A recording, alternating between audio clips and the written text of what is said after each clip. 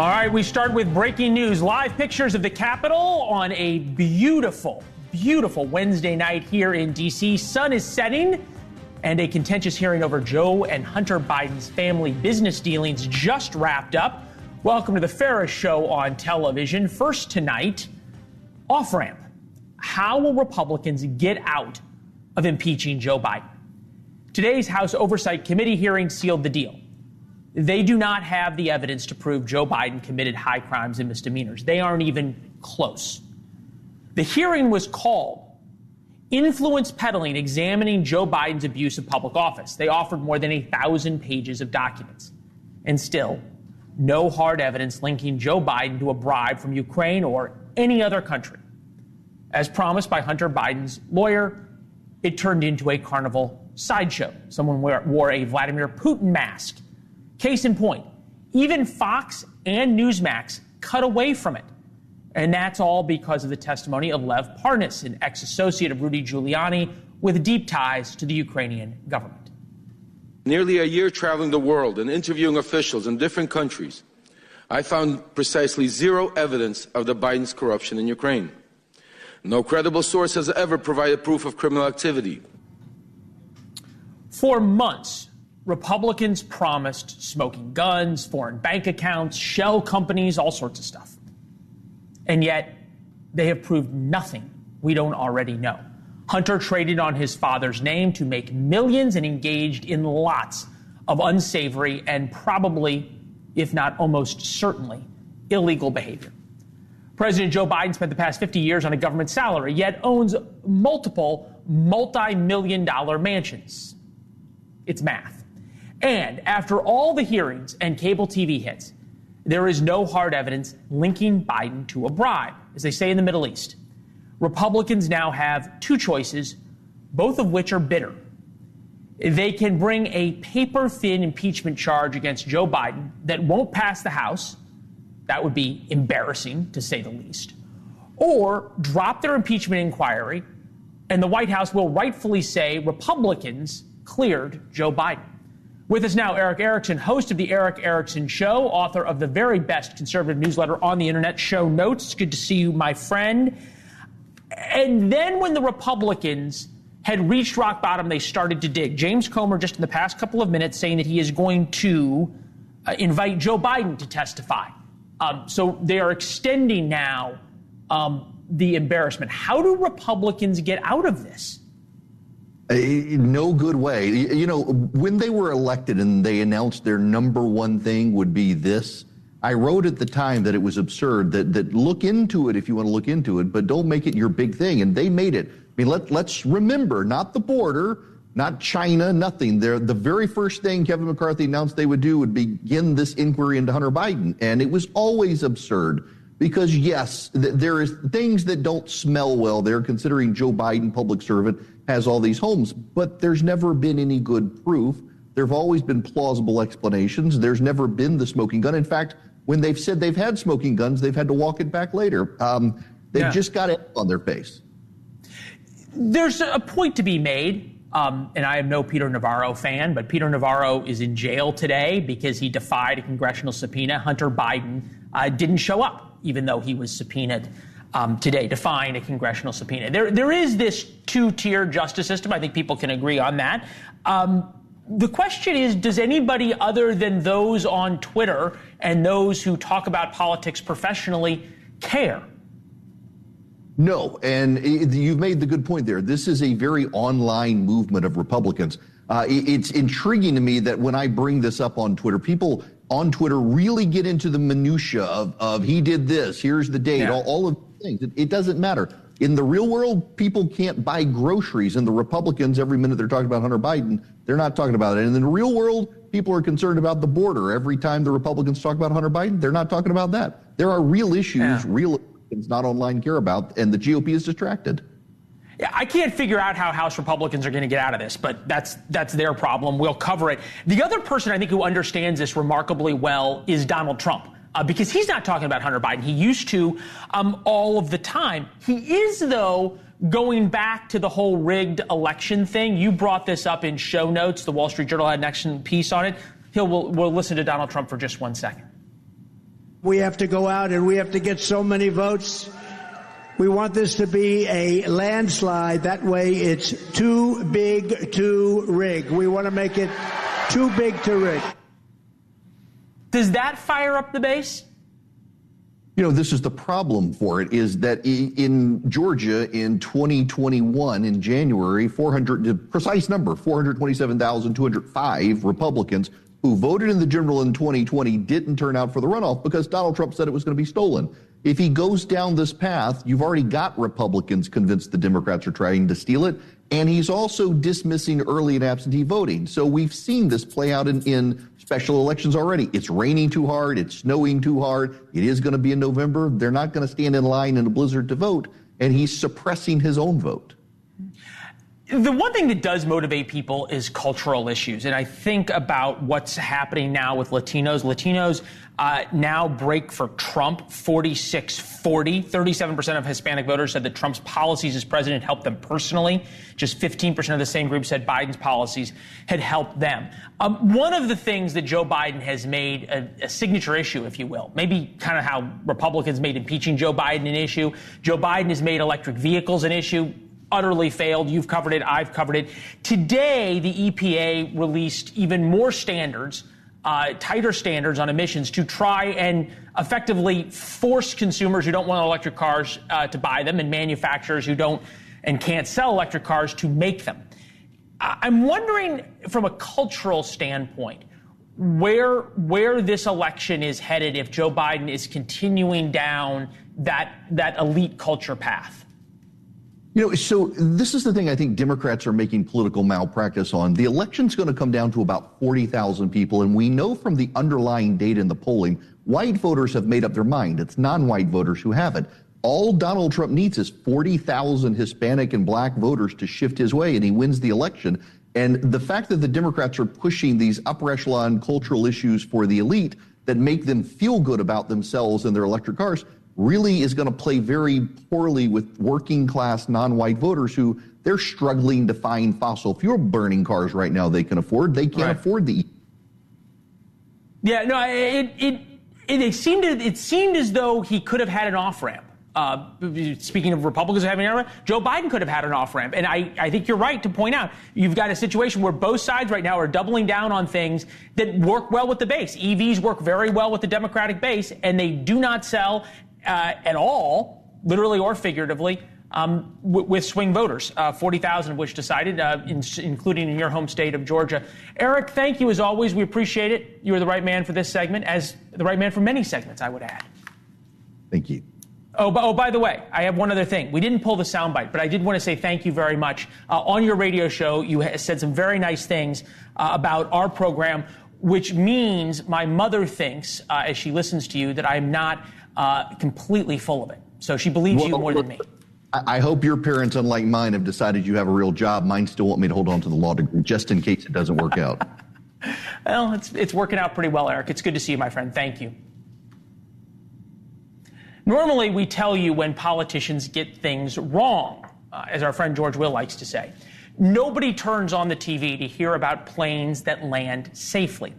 But one of President Biden's predictions during the State of the Union turned out to be absolutely spot on, and it deserves real recognition.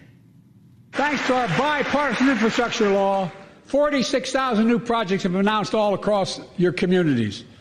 And by the way, I noticed some of you strongly voted against it, or they're cheering on that money coming in. I like it.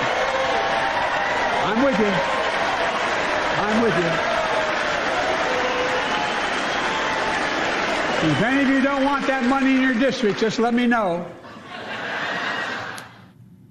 Well, he predicted it, and of all people, the predicted behavior less than a couple of weeks after the State of the Union comes from Congresswoman Marjorie Taylor Greene. You might remember she heckled the president during his State of the Union and is now taking credit for funding tied to a bill that she didn't support. She decried Republicans who supported a series of spending bills earlier this month. But her latest press release touts a $3 million runway extension at Georgia's airport. Then there's Lauren Boebert of Colorado. 2 weeks ago, she called the spending a monstrosity. As of 2 days ago, she can't wait for ribbon cuttings to start for a $20 million Colorado water project. It's amazing how quickly things change in Washington when there is money involved. And to be fair, this isn't really a new thing. In 2022, half a dozen members of Congress touted funding from the infrastructure bill, even though none of them voted for it. So there's the rest of the hypocrites. Another 3 did the exact same thing after the COVID-19 relief bill passed in 2021. It is especially rich, though, to hear from members of Congress now about this. They just wrapped up the least productive year since the Great Depression. The dysfunction in Washington is now so bad that members of Congress are taking credit for things that they were against. The founders fought of everything but term limits.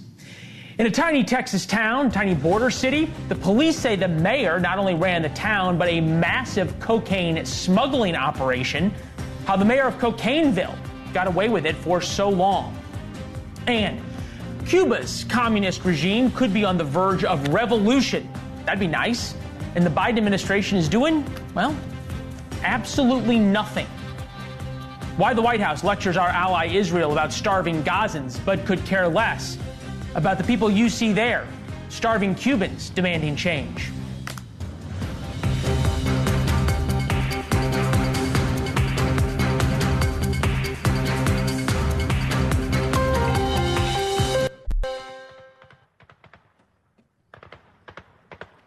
All right, for all the talk of how the Mexican drug cartels control their side of the border, video some of the shootouts that they have had, a massive bust just exposed a Texas border town and a Texas border mayor who allegedly ran his town like the cartels do. He ran his own drug cartel. Police say the mayor of Progreso, Texas, participated or even ran a vast conspiracy to sell 88 pounds of cocaine.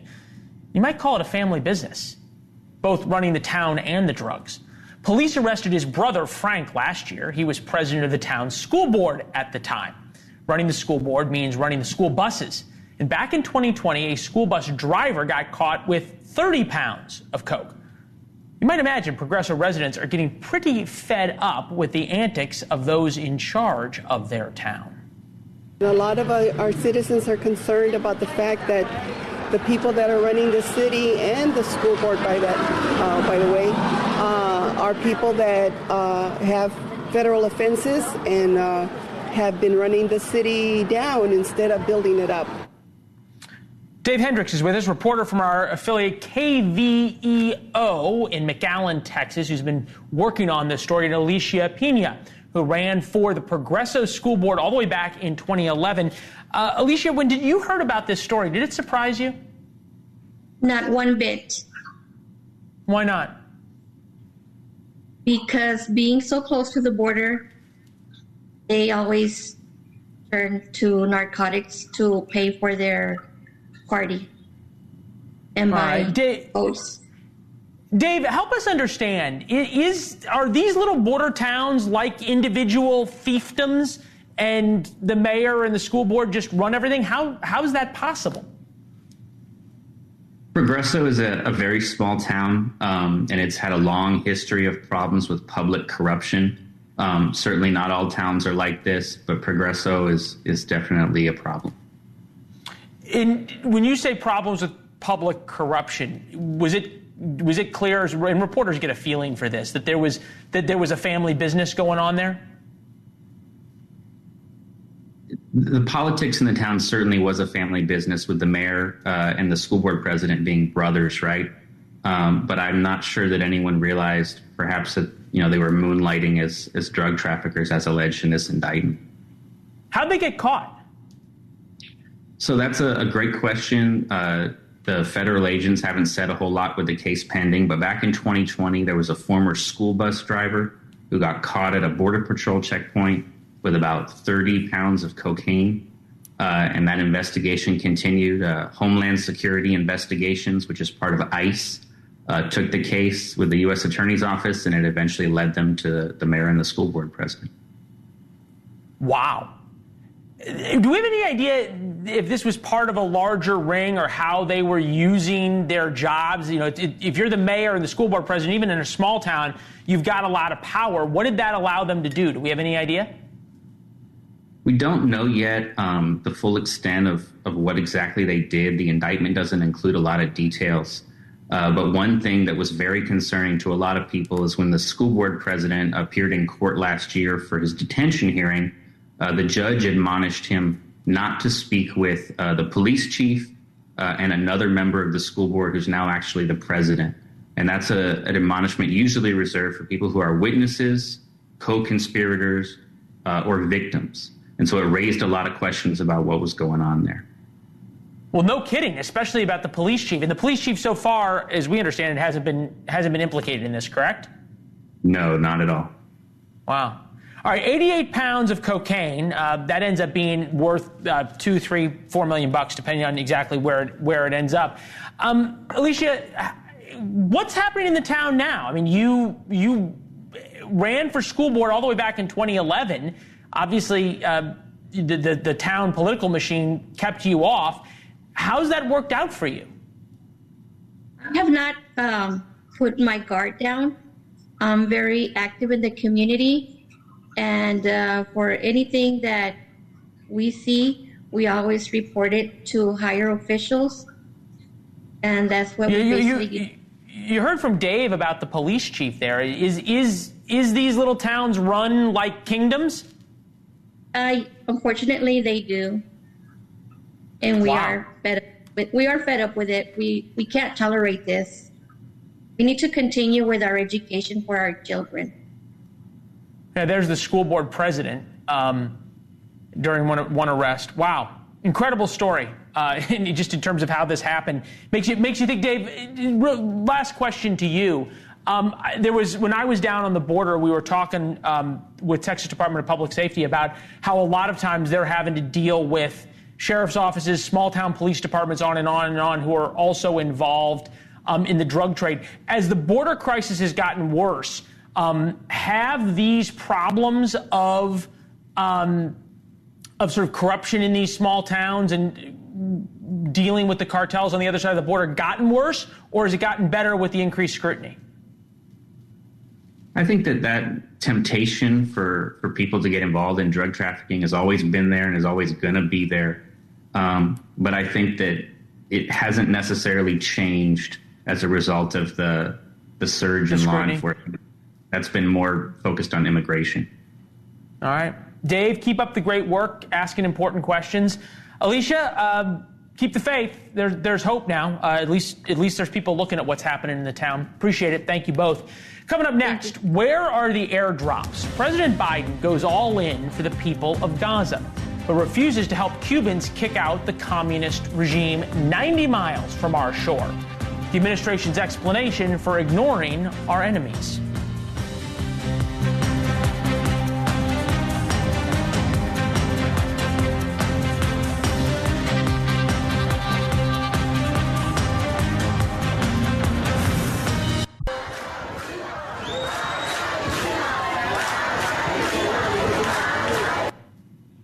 Those are protesters in Cuba. They're shouting the word freedom, among other things.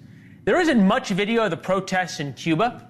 Cuba blocks all outside internet access, and these protesters face certain jail time and often torture for speaking out against the communist regime. Cubans are furious over shortages of food, fuel, and medicine, basic things, in an island 90 miles from our shores. The Wall Street Journal describes the situation like this. Quote, Cuba's state-run economy is in its worst crisis since the collapse of the Soviet Union in 1991. Our partners at The Hill report Cuban officials are desperate to reach a deal with the United States. Desperate. Of all times, now we put the thumbscrews to Cuba's communist regime. We support the cries for freedom. We stand up for the people of Cuba. I don't know, perhaps we stand up for the people of Gaza. But no, on this issue, there are crickets from the White House. The White House is evidently dealing with a far more pressing humanitarian crisis. Here's National Security Advisor Jake Sullivan. A military plan cannot succeed without an integrated humanitarian plan and political plan. And the president has repeatedly made the point that continuing military operations need to be connected to a clear strategic endgame. Brett Bruen, former director of global engagement in the Obama White House, now president of the Global Situation Room is with us. Brett, look, you can argue policy vis-a-vis Israel, but why do our allies get lectured and our enemies effectively get a free pass to continue their repression?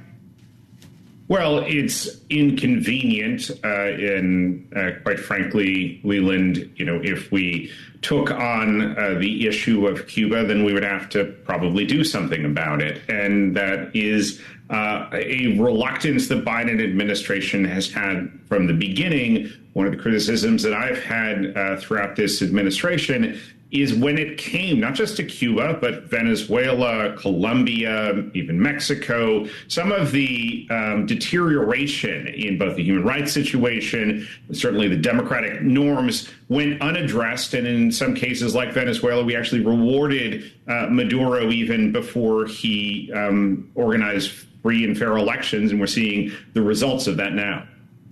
Now, I think it's not only about Cuba, right? Because Cuba, and you rightly point out there are other countries, but I think about Cuba, communist thugs 90 miles from our shore who are very cozy both with China and obviously Russia, but then Iran. And I'm wondering, since you've got this perspective of both the Obama administration and the Biden administration, we're going to play not President Biden, but President Obama on Cuba and Iran. Take a listen. We will begin to normalize relations between our two countries. Through these changes, we intend to create more opportunities for the American and Cuban people. The United States, together with our international partners, has achieved something that decades of animosity has not: a comprehensive long-term deal with Iran that will prevent it from obtaining a nuclear weapon. What is the obsession with working with these regimes, both in Cuba and in Iran, and not taking the opportunity to help overthrow them? Twice missed in Iran, and now missing in Cuba that opportunity. Well, in fairness, overthrowing governments, regimes is messy, as we've seen both in Iraq and Afghanistan. But at the same time, there were a lot of errors when particularly it came to the approach with Cuba. We didn't actually get a comprehensive deal. We got a few minor concessions, and then Air Force One landed in Havana, and we sort of paraded out a new era in relations, when in actual fact, there were not any irreversible changes. They didn't even release all of the political prisoners, and we're seeing the results, both of that on the human rights front, but also the mismanagement continued. And that's why people are on the streets of Cuba now. It's because the regime there has essentially denied their people so many basic food, medicine, and other services. Right, but the question remains, though. We say an awful lot about what Israel should do as it relates to their war in Gaza. There's talks of conditioning aid. You talk about overthrowing a regime. Chuck Schumer, close ally of the president, talks about overthrowing Bibi Netanyahu. It's time for Netanyahu to go, on and on and on. And yet, you think about what Cuba's done, allowed China and Russia to build and operate spy bases, recruit spies to penetrate the inner circle of the U.S. government, election meddling, something that allegedly Democrats don't like, 2016, 2022, expected again in 2024, possible attacks on U.S. diplomats. It says possible, but almost certainly attacks on U.S. diplomats, called Havana syndrome. And I think about all that.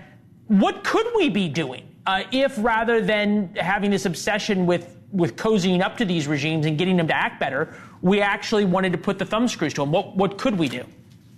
Well, it's interesting. In the case of Cuba, a solution runs through Caracas because Nicolas Maduro and before him Hugo Chavez essentially were a lifesaver for the Cuban regime. And we unfortunately didn't see the three-dimensional diplomacy that was required here. So we eased the pressure on Venezuela, and that allowed sort of Cuba to have somewhat of a reprieve. So if we want to put more pressure on Cuba, we got to put more pressure on Venezuela. And that ultimately, I think, as we have witnessed just in the last few hours, will result in the people of Cuba saying, enough is enough. This mismanagement, this corruption, as well as just the abuse of our friends and neighbors and family has got to stop. Brett, you're a diplomat as always, by training and by action as well, my friend. It's good to see you. Thank you. Former President Trump still has a chance, and it's meaningful to talk about this. He still has a chance to get the Fulton County District Attorney kicked off his Georgia case, and that would totally derail the Georgia case against Donald Trump. The judge said today that Trump can appeal the ruling. You may remember Fani Willis. Here she is defending herself. She's the prosecutor in the Georgia case. She had to defend herself over an affair with another prosecutor. You lied in this. Let me tell you which one you lied in. Right here. I think you lied right here. No. This is the truth, Judge. And it is a lie. It is a lie. The judge didn't really believe Fani Willis. He talked about how there was an odor of untruthfulness based on her testimony. But the attorney who exposed it all, who started this, is a woman by the name of Ashley Merchant, an attorney for one of Trump's co-defendants. She talked to our own Elizabeth Pran about what's next in the case, and Elizabeth joins us now. Fascinating interview. What was your biggest takeaways?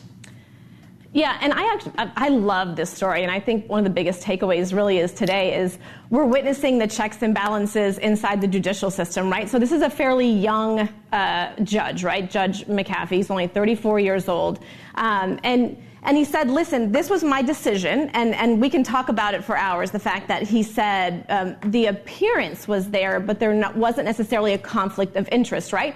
But then he got the appeal from Ashley Merchant, who I spoke with today, the lead defense attorney, and this is an instance where the judge is saying, this is what I interpret it to be, but he's being fair. He's a fairly moderate person, and he said, I'm going to leave it up to the appellate system, right? So when I spoke with her, she really laid out a myriad of ways that this could play out. So here she is, and then we can dissect it after. Listen, Leland. There's a lot of different things they could say. So they could have us win just outright. The appellate court could just say, she's disqualified. Done. She's disqualified. No more hearings. She's disqualified. They could say, we need more hearings. Send it back to McAfee, and he'll have those hearings. Or they could say, everything he did was fine. Move on. They could send it back and say, you get to go and put up experts on cell phones. You get to go and call, Manny Aurora and Cindy Yeager, these other witnesses. You get to go into all this financial stuff. They could do that. And then we go back and we get to present all of that evidence. Why is it so important that she mentioned that, Leland, is because, remember, she does have a couple other witnesses that we learned about afterwards, and the judge says, I don't want to hear it, evidentiary is closed. So she has 10 days to file that with the appellate court. The appellate court then could take, the judicial system, they could take up to 6 months, but there is so much intense pressure. We expect it before that. And then, like she said, there is so many options. We could be back at square one. I'm not sure anybody wants to be back at square one, but that is certainly a possibility. And we could hear from additional witnesses. Yeah, and those additional witnesses conceivably would be more witnesses about Fani Willis's untruthfulness.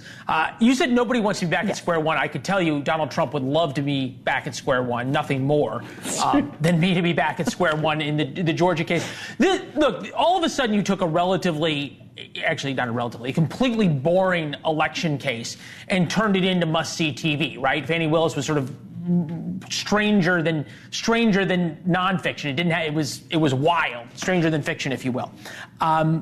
Is this something people in Atlanta are talking about? Are your friends or your other moms talking about it? What do they think? They think yes, and I think when you're saying I know someone who wants to be back at square one. You're right, because it was to a point where there were quotes, there were memes, and you're right. It did become this sensational trial that all of us were sort of waiting what's going to be next. We were waiting for Terrence Bradley. Terrence Bradley became a household name, and this is an attorney who just used to be a divorce attorney and have a private practice here in Atlanta.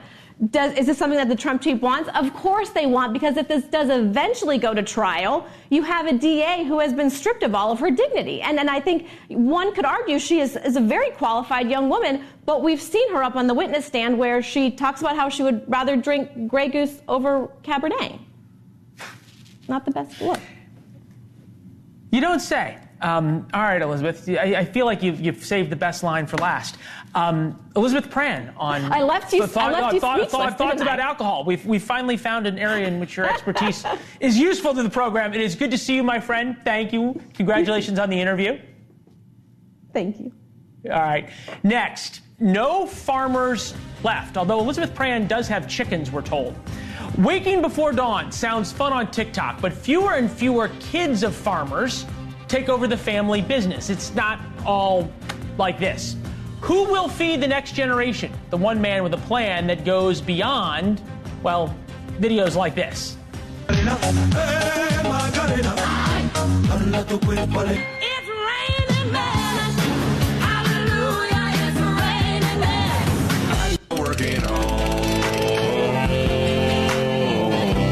Don't do it, Emmanuel. You know what? Do it.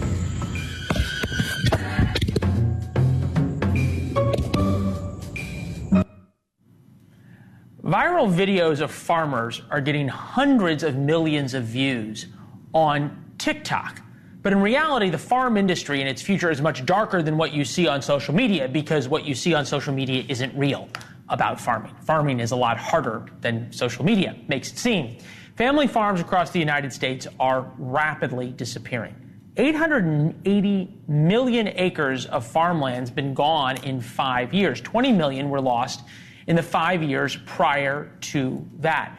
Agriculture contributes $1 trillion to the U.S. economy each year. It's also why we can all eat. That's higher than the GDP of Indonesia, but farmers make up just 1.3% of the labor force, and it keeps going down and down and down. And farmers are having a really hard time filling the 500,000 new jobs available each year as farmers get old and retire.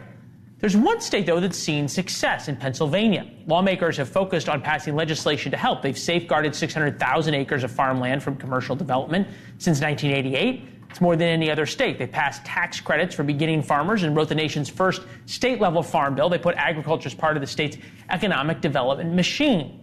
Pennsylvania's agricultural secretary, Russell Redding, is here, a farmer himself. You can tell by the cows behind him.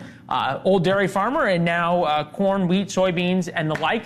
So this is personal for you. Are your kids going to take over the farm? Is this part of the reason you're doing this? I have two boys, and my hope is that both of them have an interest in agriculture. I hope one of them sees this future that they want to pursue. But you can't make people love what you love, right? So I'm hopeful. My wife and I are very hopeful that this will turn out to be a generational farm. All right, you say you're hopeful. Hope isn't a strategy oftentimes. And I think it's interesting is 50 years ago, the answer would have been absolutely that my son is going to take this over. But look, even today, farmers' households on average make about $100,000, $95,000. All U.S. households, $75,000. Why is it that something that people do well in, that both of your sons aren't fighting over the opportunity to take over the family farm? Well, the reality is that they're both involved in agriculture in different ways. I mean, one is in landscape, and the other one's works in around the county here. They're contributing in different ways, but I think we'll confront this question of generational transfer just like my wife and I did with her family's farm. That's where we're at. I'm part of a large farm that transitioned to now be in agriculture. So part of this competition is that talent is in demand a lot of different places. They can put their skills in food and manufacturing and robotics and medicine, so they can do a lot of things. We hope they want to be in the food business. You and I were talking before the segment. If you're in robotics, you don't have to get up on Christmas morning and feed the cows. It's pretty simple. It's just a different way of life. Price increases year over year. Groceries up 3%, eating out 7%, cereal 7%, bread 9.5%, maintenance insurance way up. Farmers are getting squeezed out economically as well. I know you know that. I know farmers like to say we buy retail and we sell wholesale, which for obvious reasons makes a confusing business model. Help me understand, though, what you're doing in Pennsylvania, why you think it might work. Well, I think there's a couple of things that stood out for us. One, we live here in Pennsylvania where you've got 50 million people in the neighborhood, right? We have a long history in organic. We've got a wonderful direct market access, a lot of retail opportunities, young farmers. We've got cities that have some of the best farm and farmers in the state. We want to harvest all of that and bring that to bear. We believe very strongly you have to have a culture, and cultivate this culture of young farmers. And that began some years ago, as you noted in the introduction, preserving lands. We've got more young farmers under the age of 35. But it's a business. It's a business without walls. You've got to invest in the business. You've got to market. You've got to people. That's been our strategy for the last number of years, and it's paying off. But you've got to bring everybody to the table who wants to be in this business. Have you had a hard time, and I say this respectfully, trying to get people to care? Yeah, it's you've got to make this very retail, right? They like to eat. They just don't make the association between that sort of comfort and access coming from the land and coming from people who live in this neighborhood. And to your point, they have to care long term to the issues of reduction of land and farmers, as the census noted. At some point, you play this out, and you've got a very select group of people. So we've tried to cultivate that, but they have to care. They've got to care that the food comes from the United States. It's got to come from Pennsylvania. You have to care about it comes from the community. Yeah. Well, as I said, I have a lot of admiration for you and for your fellow farmers, and we should all be grateful. And I think you make a point. A lot of people don't associate that what we get on our table every day, even at a little bit higher prices, but certainly incredibly reasonable prices for what it is, has to come from somebody. Has to get up awfully early to take care of the cows. Mr. Commissioner, thank you, sir. We appreciate it. Yeah, they touch agriculture just at the refrigerator door every day. Thank you. Yeah, that's a good point. Good to see you, sir.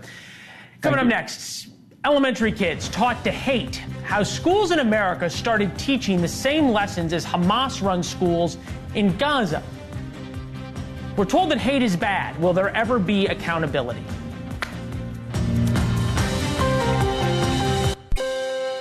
It's been 165 days, hard to imagine, since Hamas attacked, kidnapped and killed and raped Jews in Israel. Of course, they still hold more than 100 hostages, some of them Americans. The attacks divided our nation for some odd reason, leading to protests across the country, retaliation against Jews, especially on college campuses. And even in one particular case at an elementary school in Berkeley. And what happened at the elementary school is particularly troubling because it involved second graders. The second graders were instructed to write, "Stop bombing babies" on Post-it notes and put them on the door of the school's only Jewish teacher. Rachel Lerman is senior counsel at the Brandeis Center, part of the complaint filed against the Berkeley Unified School District. Rachel, as far as you understand, has anybody been fired yet because of this? You know, we do think that one teacher has been suspended or put on leave immediately after we filed the complaint. Okay, so this is one. So was it one teacher, one class that was told to write these Post-it notes, or was it broader? This was a high school teacher that was put on leave. We started. We've been working on college campuses for many years, and we recently started looking at K through 12, kindergarten through 12th grade. And after October 7th, honestly, our phone just rang off the hook with parents calling us in distress about what was going on in their children's schools. And it's not just Berkeley Unified. Berkeley is one of the schools that's affected, and Berkeley Unified consists of many schools, including high schools and middle schools and lower schools. So what you're looking at in this picture is one of the incidents we put in our complaint to the Office for Civil Rights, because the idea that 7-year-olds are being asked to participate in this kind of, condemnation of Israel, which they cannot possibly understand, and then placing that outside the Jewish teacher's door is just, just awful. It's kind of beyond the pale to me. Look, I lived in Israel for 4 years. I covered Hamas and Gaza and everything else. And it kind of reminds me of some of the things we would hear about from the UN-run schools, both in Gaza and in the West Bank, of what they were teaching about Israel and teaching to hate. Not quite to that level, but not quite to that level, but it's getting there. Look, you all are fighting for civil rights. You filed this complaint with the Office of Civil Rights as it relates to funding and education. You also follow these cases as it relates to all sorts of other things. We saw a lot of examples in 2020 with the BLM movement in terms of how the civil rights offices respond to complaints about either racism or religious discrimination. Are they taking anti-Semitism and the calling for the killing of Jews as seriously as they did, say, charges about racist teachers in 2020? Well, the Office for Civil Rights has been opening a lot of complaints. We haven't yet seen the results of the investigations, but we do think they take it seriously. We also, it's when it comes to the Office for Civil Rights, Jews aren't protected as a religion, but as a people. So I think they've started to recognize that attacks on Israel, which is central to most Jews' idea of their sense of Jewish peoplehood, is discrimination against Jews, and it's unlawful. The school is responsible for stopping it and making sure it doesn't happen again, and that's not what we're seeing at Berkeley, which is why we filed the complaint. That's not what we're seeing around a lot of the country. Rachel, you're doing great work. Let us know when the Office of Civil Rights gets back to you. We'll be fascinated with the results of their investigation. Okay. Thank you. Okay, thank you. All right. New rule in California, staying with the theme. Well, it stops police from showing pictures of suspects. It's curious. If there's someone on the street who is dangerous, a photo is a good way to give the public a heads up of someone who's committed a crime, but since they can't show faces, the police department in one California town has been getting creative to get the public's attention to this problem. They are covering the faces of people who committed crimes with emojis, Legos, even Shrek. A lot more on this and exactly how it is working. You think they'd at least give them the frowny emoji. And how it is working. Lego also had some interesting thoughts on this new police department policy. We'll tell you about that tomorrow. You can learn about it before the show on War Notes. WarNotes.com. We'll just keep the pictures going, guys. WarNotes.com. You can subscribe. It gives you a free look at the show and our thoughts on the most important stories of the day every day at 4 p.m. Some of your replies tomorrow. We'll see you on social media at Leland Vittert. Until then, keep the Legos in mind.